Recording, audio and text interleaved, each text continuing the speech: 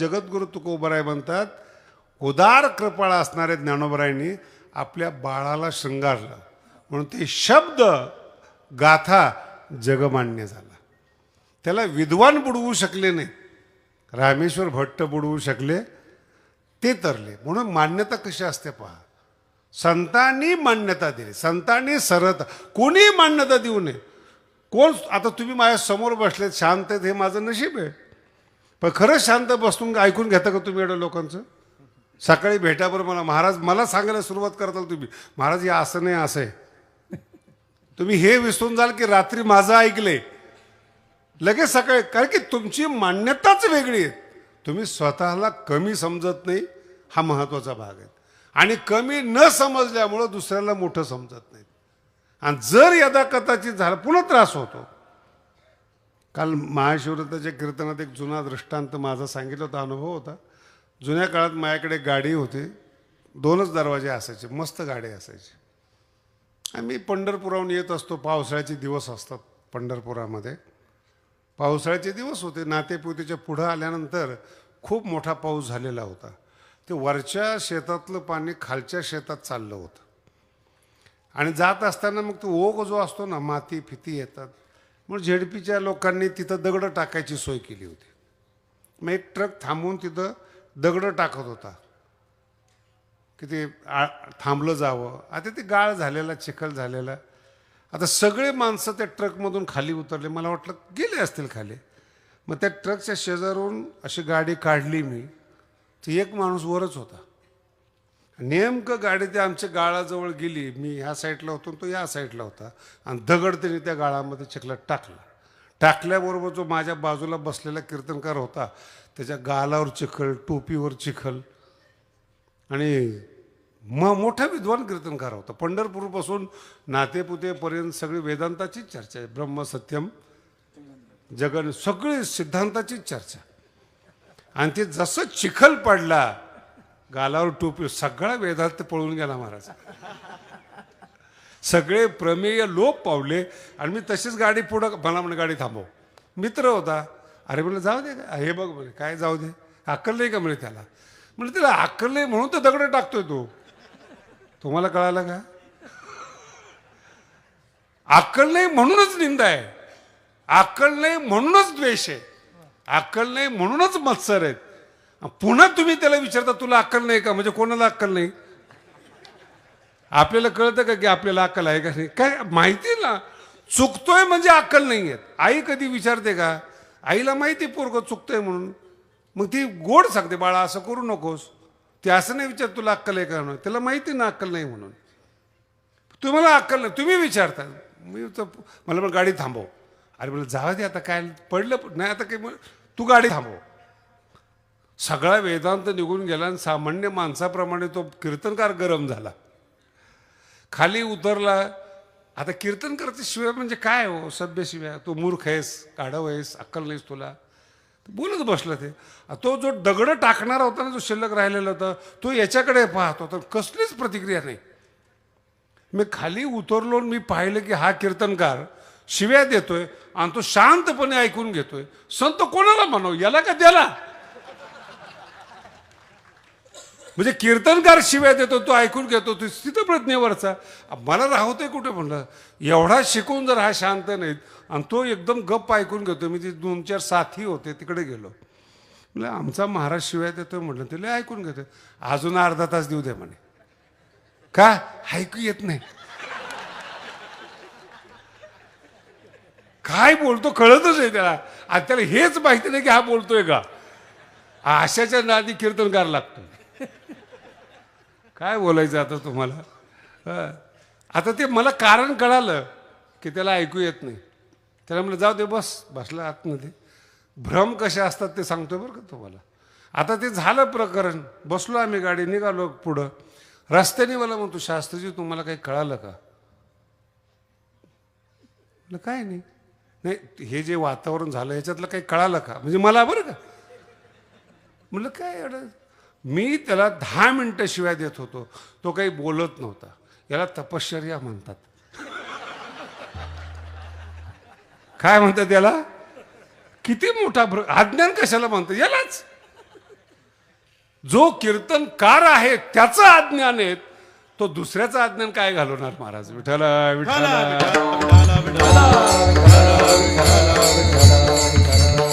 आणि त्याला ते जोश आलेला म्हणला, तर खरं सांगितलं तर पंचर होईल पोरगा.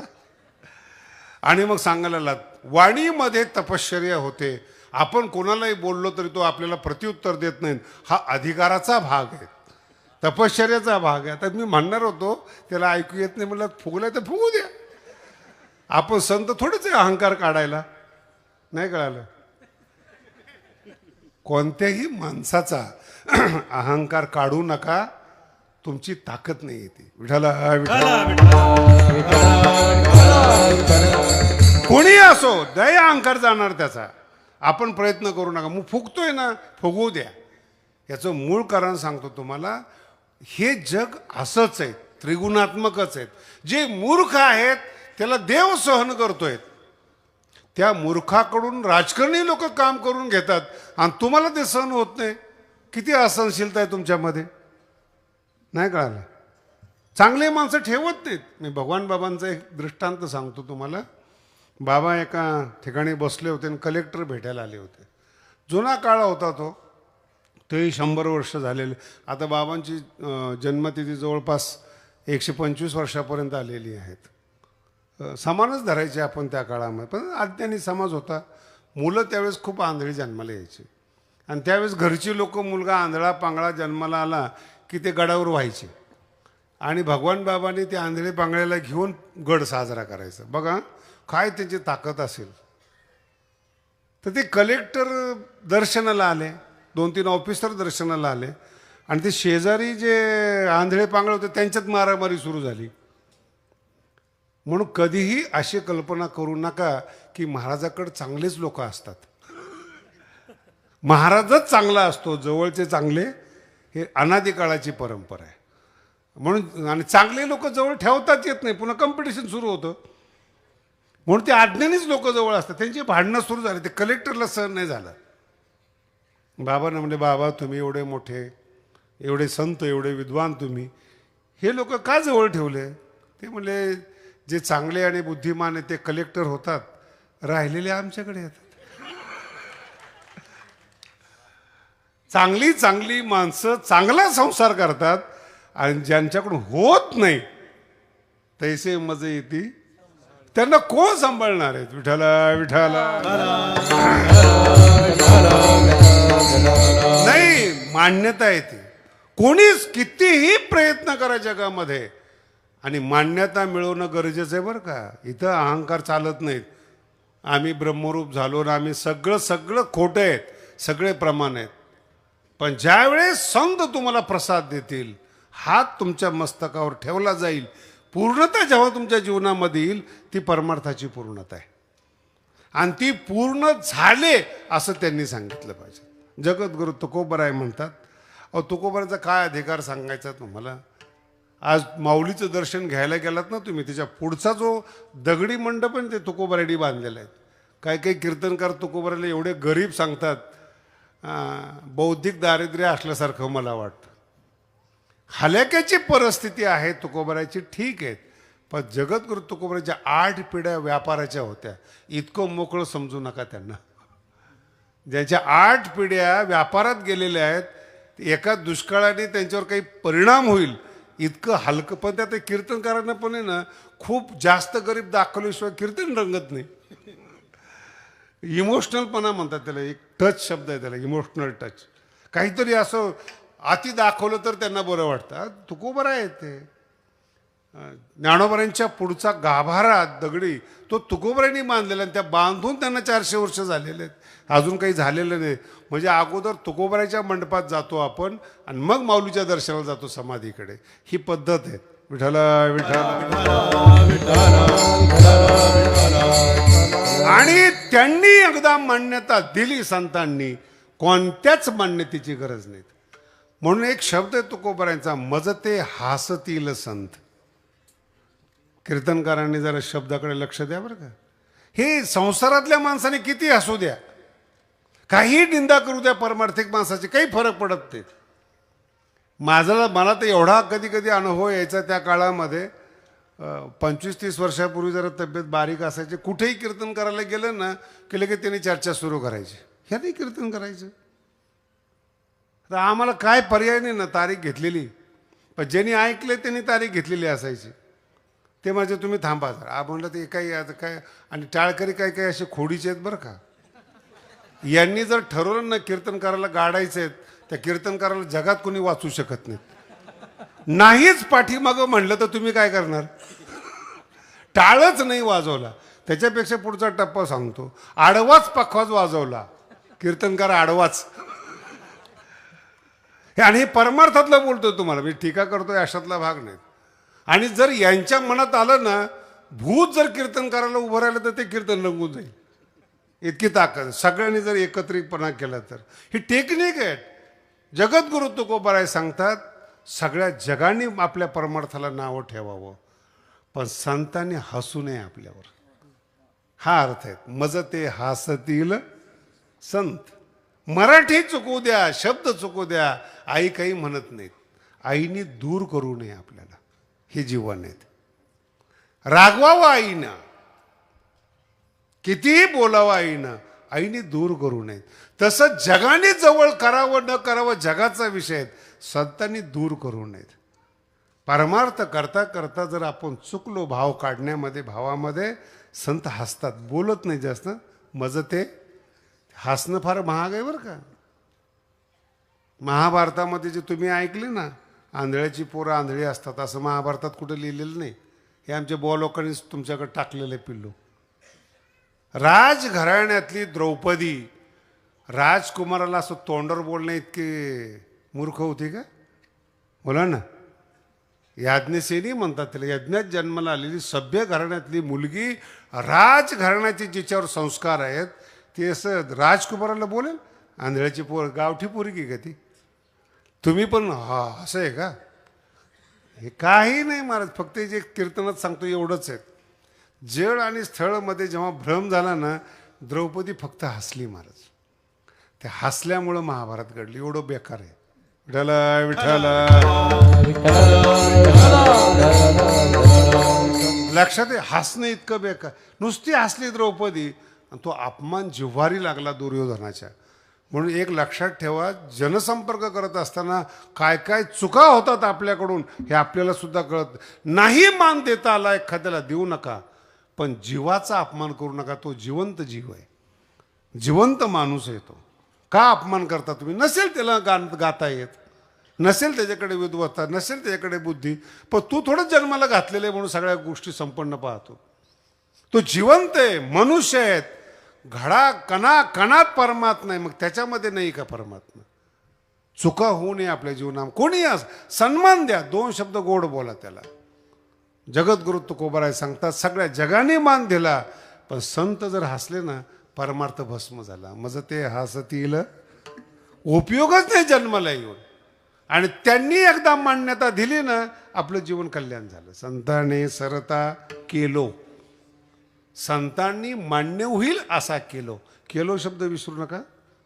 माणसाची ताकद नाही आहेत, माणूस प्रयत्न करू शकतो.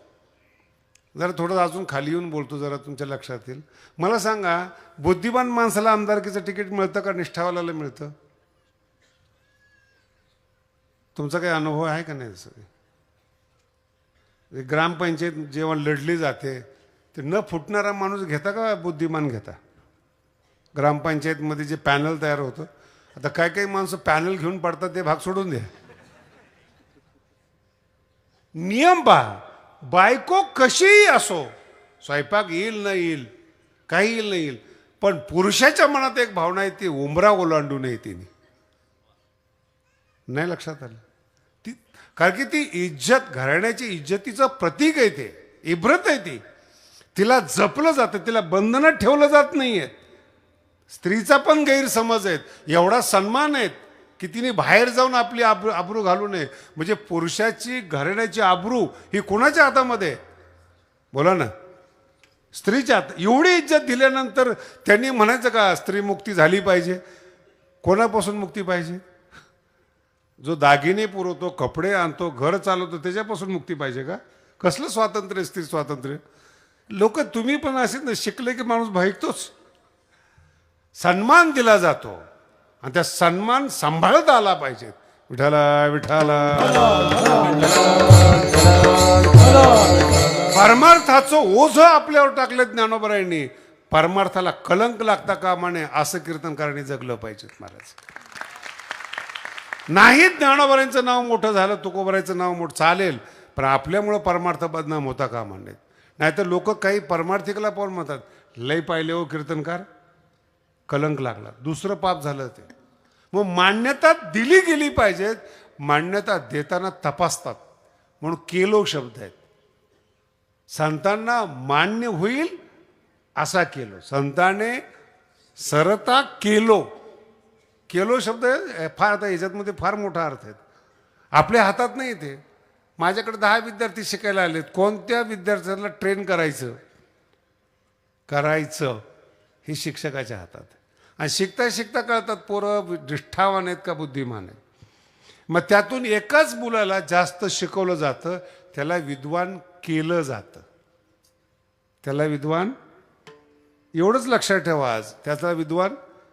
मग का केलं जातं? तो पोरगा मनात बसतो. गरीबातला गरीब आणि विनम्र जर पोरगा असेल ना, तर मी असे अनेक कलेक्टरची कहाणी ऐकलेली आहेत. शिक्षकांनी वर्गणी करून त्याला शिकवलेले आहेत. त्याच्यात बुद्धिमत्ता आहे, गुणवत्ता आहे, आणि याच्याबरोबर थोडी विनम्रता आहे. घरात कितीही गरिबी असू द्या, मिळून वर्गणी करून शिक्षक लोक त्याला शिकवतात. केलो. विठाला विठाला. आणि जर नसलं मनामध्ये, माझे एक मित्र आहे काशीमध्ये, खूप जास्त शिकलेला आहे, वेदाचा खूप चांगला अभ्यास केलेला आहे त्याने. आता ते शाखा बदलली ना, ज्ञानेश्वरीची शाखा वेगळी आणि वेदाची वेगळी, वेदांताची वेगळी, व्याकरणाची वेगळी, ज्याच्यात त्याचा दृष्टिकोन असतो. आता त्याची वेद एवढे तयार त्या माणसाचे, प्रचंड तयार, पाठ सगळे. पण महाराष्ट्रात आल्यानंतर त्याला 2-3 ओव्या आडल्या. ओव्या आहेत त्या, आडणारच त्या. आणि त्याला ते ओवीचा शब्दच कळेना त्याला. बरं, तर ते विनम्रता घेऊन विचारायला पाहिजे ना. माझ्याकडे आला, मला म्हणजे शास्त्रीजी मला शंका आहे. म्हणजे विचार, ज्ञानोबराय इथं चुकल्यासारखे वाटतात, हा शब्द बरोबर नाही वाटत. नाही कळालं कोण चुकलं? मी त्याच्या पाया पडलो. ज्ञानोबरायपेक्षा महान संत जन्माला आला म्हटलं. मी काय बोलणार त्याला? जर ज्ञानेश्वरीतल्या चुका काढण्या इतपत तुम्ही स्वतःला समर्थ समजत असेल, तर आम्ही काय केलं पाहिजे? मी त्या पाया पडलो. आणि तो लाजला. मग नाही शास्त्रीचे असं म्हणायचं नव्हतं, पण तो शब्द लागत नव्हता. हे पहिलंच बोलायचं ना, शब्द कळत, हे तर कळलं पाहिजे ना. तू लगेच चुका काढायला लागला. आणि त्याला असं वाटलं मी उत्तर देईल. लक्षात आलं का? जो शब्द त्याला समजत नाही त्याला वाटलं उत्तर देईल. बरोबर, जाऊ दे, काय चुकलं असेल मग उत्तर दे. म्हणलं उत्तर शोध. नाही महाराज, मी वेद बोलणारा माणूस आहे. आणि खरंच सुंदर विद्वत्ता होती. असं बसला ना, तालबद्ध स्वरात रुचेचा उच्चार करायचा. मला म्हणे, अरे मी माझ्याकडे जरा बघ, वेद बोलणारा माणूस आहे. म्हटलं, ज्ञानोबरायांच्या सभेत रेडा वेद बोलतो. आता सध्या कोणती पदवी तुझ्याकडे? ज्ञानोबराच्या सभेत आत्ताशी तू रेडा म्हणून आलेला आहेस. अजून संत, साधक, भक्त हे फार लांबच्या पदव्या आहेत. इथपर्यंत आलात. इथून पुढे बडबड करू नको. विठाला विठाला. बौद्धिक सिद्धांत कळणं, बौद्धिक प्रमेय कळणं हे पंडितांनी लिहिलेल्या ग्रंथांचे आहेत. अनुभूतीचे शब्द कळणं हा संतांचा प्रसाद आहे. ज्ञानोबरांचे शब्द आहेत ना, अनुभूतीचे आहेत. कवित्वी रसिकत्व आणि रसिकत्वी परतत्व स्पर्श जायचा. जगातली पहिली माऊली बरं का, पहिली रसिकामध्ये, रसिकत्वामध्ये परतत्वाचा स्पर्श जगात एकही व्यक्ती असं बोलणारा नाही. एकही नाही. कवित्व असावं, रसिकत्व असावं इथपर्यंत साहित्यिक बोलतात. पण रसिकत्वाला देखील परतत्वाचा स्पर्श असायला पाहिजे, हे माझी माऊली बोलतात. म्हणून ती माऊली आहेत महाराज. आणि त्या माऊलीने जगद्गुरु तुकोबारीला मान्यता दिली. संताने सरता केलो चंदनी ते बोरी व्यापिली. शेजारी बोरीचं झाड आहे आणि चंदनाच्या शेजारी आहेत. खूप अर्थ आहे तो, काय सांगायचं तुम्हाला. कुणाच्या शेजारी आहेत? चंदनाच्या शेजारी बोरीचं झाड आहे. चंदनाचा सुगंध बोरीमध्ये प्रवेश करतो, बोरी बदलून चंदन होते. मराठी कळली का? आणि तुम्ही कोणाच्या शेजारी आहेत? वारकरी सुद्धा प्यायला लागले तो. चंदनी ते बोरी, ह्या बोरीनी याला चंदनाला बोरी केलं हो. एका कीर्तनकाराची मुलं पित होते. मला टेन्शन आलं. तो बुवा त्या महाराजाला, तुम्हाला म्हणले महाराज आता काय करू, मी जागोजागी माळा घालतो, दारू सोडताना आमच्या घरातली मुलं पितात. म्हटलं काहीतरी चुकत असेल तुझं, काहीतरी दोष असतील तुझे, काढून बघ. काय दोष करायचे महाराज? विठ्ठल विठ्ठल.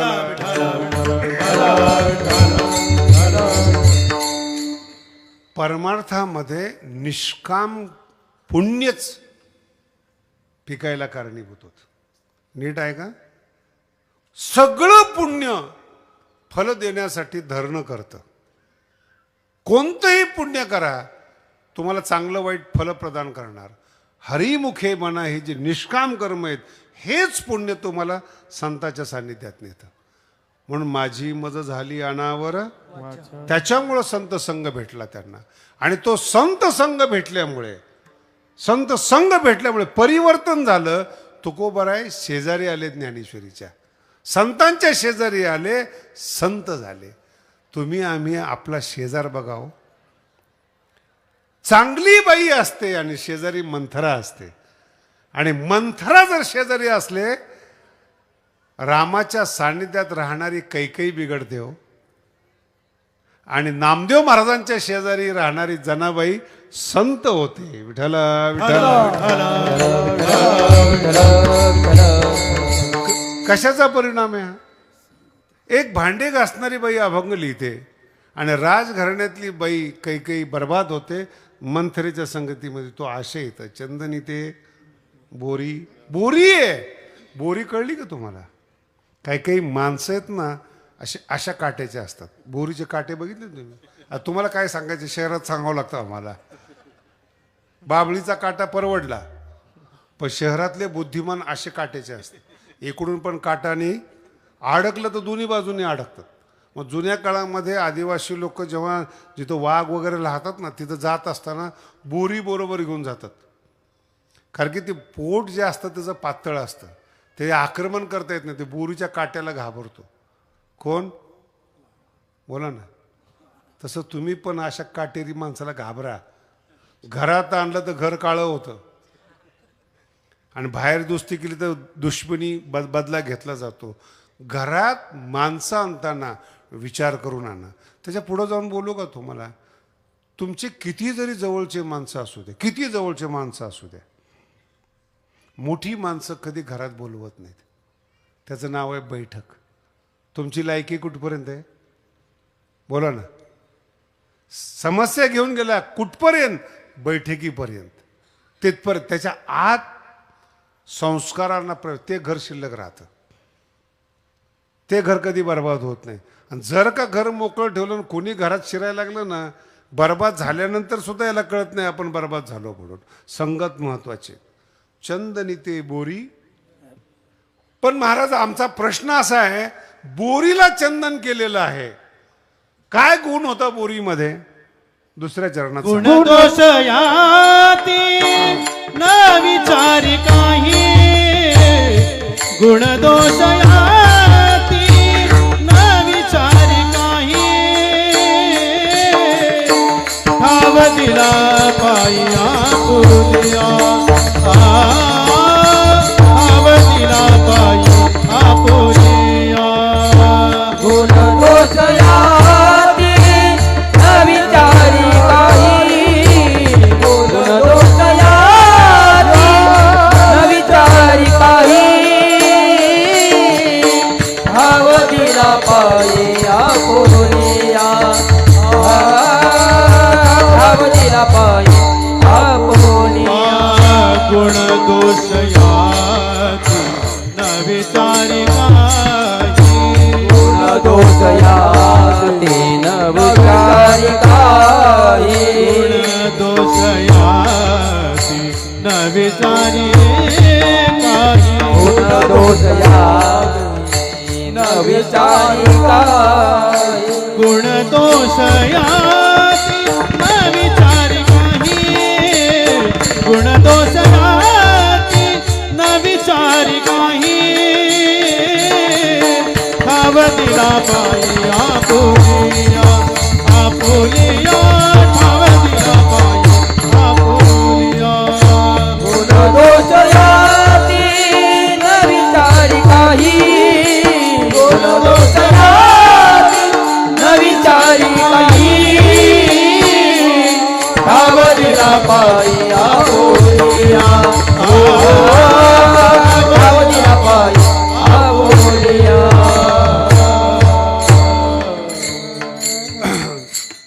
जगद्गुरु तुकोबारांची वाणी बरं का फार अवघड आहे ते. गुणदोष याती न विचारी, याला परमार्थ म्हणतात.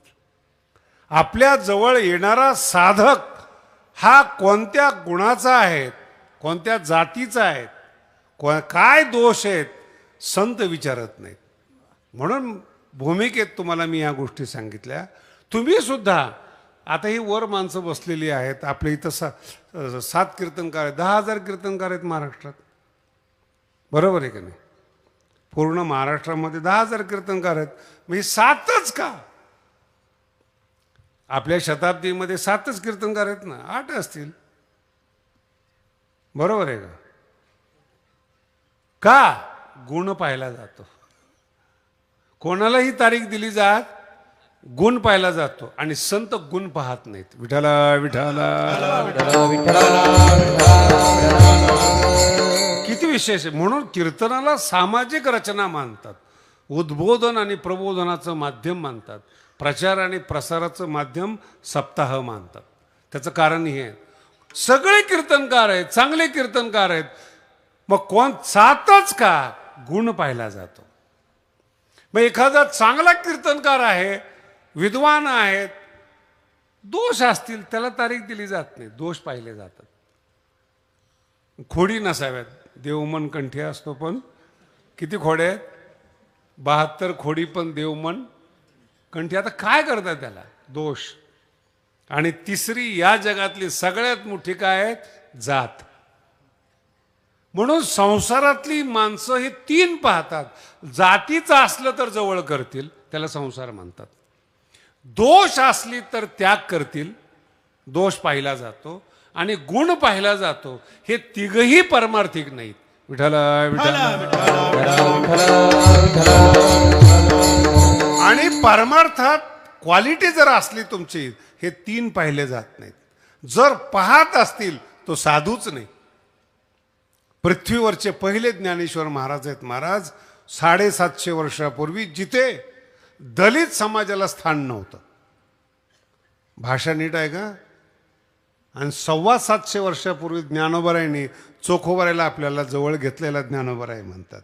गुणदोष याती न विचारे. चोखोबराय. आणि त्या काळामध्ये मंदिरात प्रवेश नव्हता, म्हणून आजही समाज रागवलेला आहे. आम्हाला मंदिरात प्रवेश नाही, आम्ही धर्म सोडतो. पण ज्ञानोबरायकडे पहा हो, ज्ञानोबरायांनी तुमच्यासाठी मंदिर सोडलंय हो, त्याला माऊली म्हणतात. मंदिरात तुम्हाला प्रवेश नाही ना, माऊली म्हणले मी पण मंदिरात जात नाही. तुम्ही आम्ही बाहेर निघू आणि वाळवंटात कीर्तन करू. म्हणून वाळवंटातल्या कीर्तनाचं हे रहस्य आहे, जिथं जात पाहिली जात नाही, दोष पाहिले जात नाहीत आणि गुण पाहिले जात नाही, त्याचं नाव वाळवंट आहे. आणि एक वैशिष्ट्य पुन्हा, आणि मंदिरातला देव जो सोहळ्यामध्ये पूजा केला जातो, तो देव मंदिर सोडून कीर्तनात येतो. याला नामदेव महाराजांचे कीर्तन म्हणतात. ते वर्गा झोपले नाही ना? कधी कधी जास्त खाद्य झाल्यानंतर बुद्धी पण दमते ऐकायला. म्हणून वारकरी संप्रदाय समजून घ्या. जनाबाई आहेत, काका आहेत, नरहरी सोनार आहेत, माळी समाजातले सावता महाराज सगळे समाजातले संत आहेत. आणि पृथ्वीवर पहिला प्रयोग आहे बरं, पृथ्वीवर. त्याच्या अगोदरचा अख्ख्या भारताचा इतिहास दाखवा. एवढ्या तळागाळातल्या बहुजन समाजाला गोळा करून शिष्य बनवलं नाही, संत बनवले. मराठी लक्षात ठेवा बरं का, शिष्य बनवलं नाही. आत्ताचे संत सुद्धा शिष्य बनवतात, संत नाही बनवत. आज तुम्ही माझ्या समोर बसलेला आहात, उद्या कीर्तन करा, माझ्या गादीवर बसाल. हा अधिकार ज्ञानोबांनी दिलाय. पण कितीही संप्रदायामध्ये फिरा तुम्ही, मोठमोठ्या संप्रदायात, शिष्य हा मरेपर्यंत शिष्यच राहणार. हे तो हमारे भक्त आहे. मी त्यांना गमतीनं म्हणतो, हे जसे पक्षाचे कार्यकर्ते असतात तसे हे महाराजांचे कार्यकर्ते आहेत. फक्त भक्त मानतात, प्रचार करतात. हे पक्षाचे कार्यकर्ते सुद्धा काय करतात, प्रचार करतात. आणि नवीन नवीन आता हिंदी साईडवरचे महाराज बघत प्रचार करतात. दोघंही प्रचार करत असतील, फक्त नाव बदलले. एक कार्यकर्ता आहे आणि एक भक्त आहे, शिष्य आहे. आणि तो शिष्य आहे ना, त्या गुरुने कधीच जवळ केलेला नसतो. पण हे विनाकारण तुंतुनं वाजवत फिरतं, आमचे महाराज असे, आमचे महाराज असे. मुंबईला एका महाराजाचे एवढे मोठे मोठे शिष्य होते. आणि ते माझे कीर्तन ऐकलं त्या शिष्याने, माझ्याकडे आले. ते घडलेली कथा आहे. मला म्हणे, महाराज आमचे महाराज फार मोठे, पण तुमच्यासारखा जर शिष्य मिळाला ना तर आमच्या महाराजाची प्रगती होईल. मराठी कळली का रे? जे शिष्य गुरुची प्रगती करतात ना त्याला गुरु म्हणूच नाहीत, फक्त रू काढून टाकावं. शिष्यांनी चालवल्यावर जो महाराज चालतो तो मालक आहेत का गुलाम आहे? बोला ना. मी कालच्या कीर्तनामध्ये सांगितलं होतं एका ठिकाणी, हे शब्द आहेत फक्त संसारातले. हे तुम्ही बसलेले आहेत, एवढ्या बाया बसलेल्या आहेत, यांना विचारा बरं तुम्ही आपल्या नवऱ्याला काय म्हणतात, काय म्हणतात? बाया जेवढ्या बसलेल्या आहेत आपल्या नवऱ्याला काय म्हणतात? मालक. खरं आहे का ते? बाया सगळ्या नवऱ्याला म्हणतात हे आमचे मालक. आणि गेले की हातात पिशवी देतात, एवढं घेऊन या. मालक आणत असतो का नोकर? आणि बायांच्यावर पण राश धरू नका बरं का. नवऱ्याला विचारा तुम्ही, नवरे म्हणतात ही मालकीण आहेत. बरोबर आहे का? हे आमची भांडे कोण घासतं? यालाच संसार म्हणतात. हे त्यांना फसवतो मालक म्हणून, तुम्ही मालकीण म्हणून त्यांना फसवतात. आणि म्हणून दोघंही दुःखी आहेत. विठाला विठाला, दोघांमध्ये सत्य काहीच नाही आहेत, फक्त म्हणतात मालकीण आहेत. आणि भांडे धुवा, कपडे, ही नाव आहेत नुसते शब्दांचे. हे काही खरं आहे का त्याच्यामध्ये? माझा शब्द नीट आहे का? जिथं पाहिलं जातं तो संसार आहे. जिथं केवळ वरवर शब्दांचा पाचोरा फिरवला जातो त्याला संसार म्हणतात. आणि हे सगळे शब्द फसवणार आहेत. म्हणून शेवटच्या क्षणापर्यंत संसारात सुख मिळत नाही. म्हणून गुण, दोष आणि याती हे संसारात विचारली जात नाहीत. आणि जिथं विचारली जात नाही त्याला परमार्थ म्हणतात. ठाव दिला पायी. त्यांना विचारलं तुकोबाराला, महाराज काय बरं ठीक आहे, तुमचा गुण नाही पाहिला माऊलीनी, दोष नाही पाहिला, जात नाही पाहिली, तुमच्यात होतं काय असं?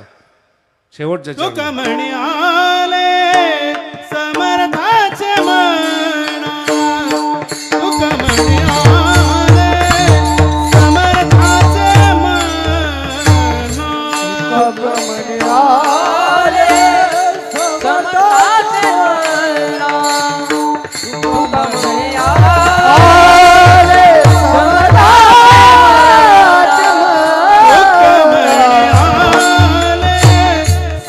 समर्थाचे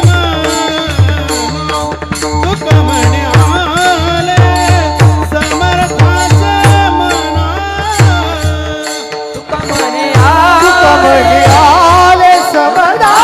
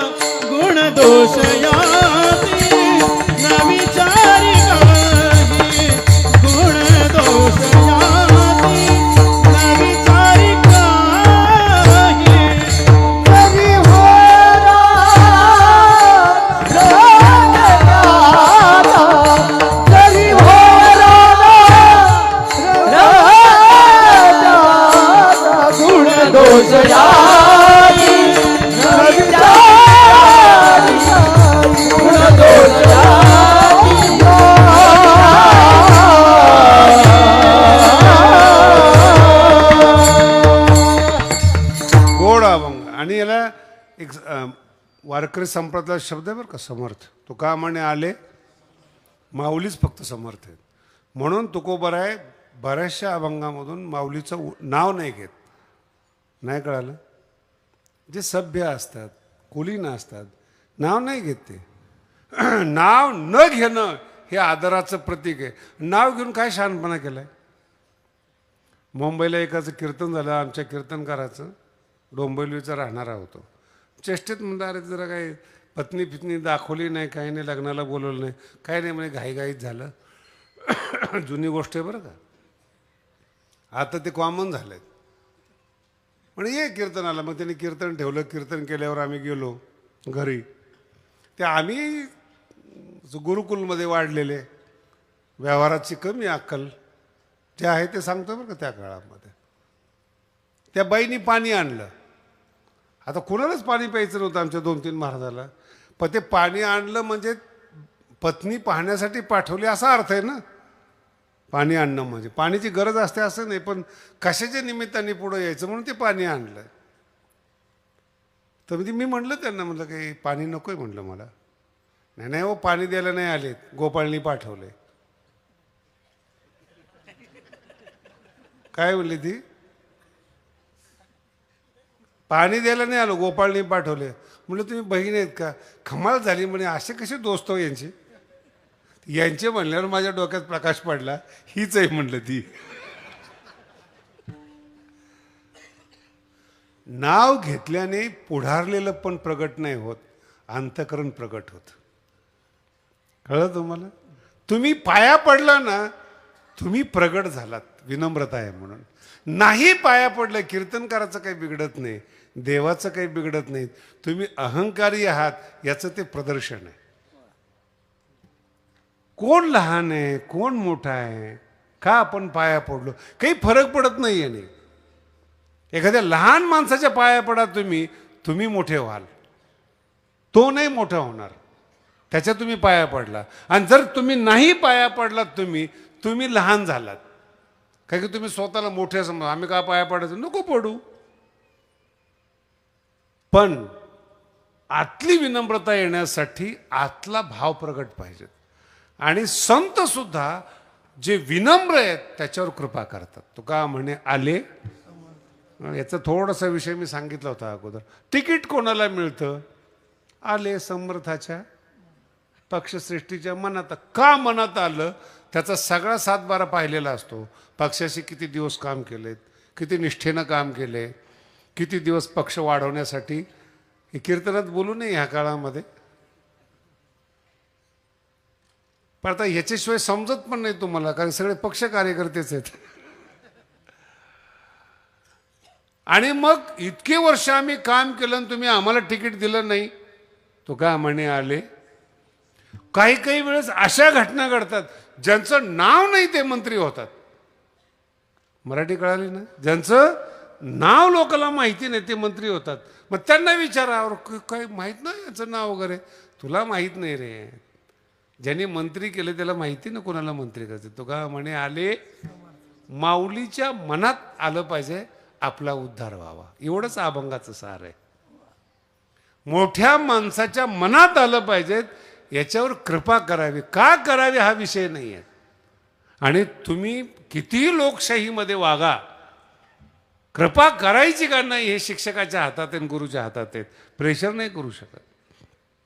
मी तर एका ठिकाणी 2-3 माणसं चुकीचे बसले होते. असं कीर्तन केलं की 2-3 माणसाला समजलं नाही, सगळ्याला समजलं.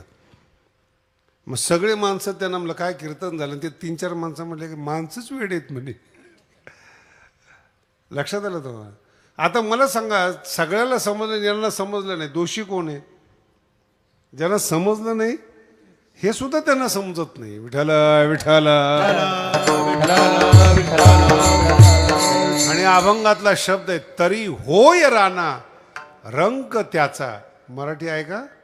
विषयाच्या दारामध्ये भीक मागणारा रंक, जर प्रसाद मिळाला साधूचा, अध्यात्मात त्याचा राणा होय.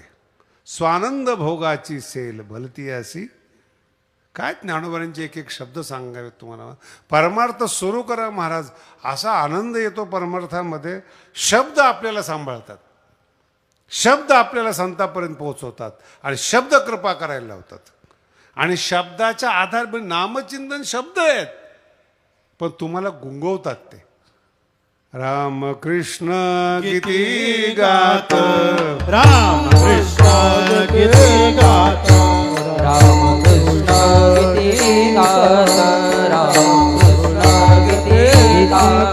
टाळ चिपळ्या वाजवित, टाळ चिपळ्या वाजवित, टाळ चिपळ्या वाजवित, टाळ चिपळ्या वाजवित. छंदे आपुल्या नाचत, छंदे आपुल्या नाचत, छंदे आपुल्या नाचत, छंदे आपुल्या नाचत. निज घेऊनी फिरत गाव. निज घेऊनी फिरत गाव. निज घेऊनी फिरत गाव. निज घेऊनी फिरत गाव. जनी वनी अवघा देव, जनिवनी अवघा देव, जनिवनी अवघा देव, जनिवनी अवघा देव. जनी वनी अवघा देव, जनी वनी अवघा देव, जनी वनी अवघा देव, जनी वनी अवघा देव. राम कृष्ण किती गात, टाळ चिपळ्या वाजवीत, छंदे आपुल्या नाचत, निज घेऊनी फिरत गाव. राम कृष्ण किती गात, आपुल्या वाजवीत, छंदे आपुल्या नाचत, निज घेऊनी फिरत. फार गोडा मग निज घेऊन, आत्मा घेऊन, आपलं अस्तित्व घेऊन या जगामध्ये वावरतात.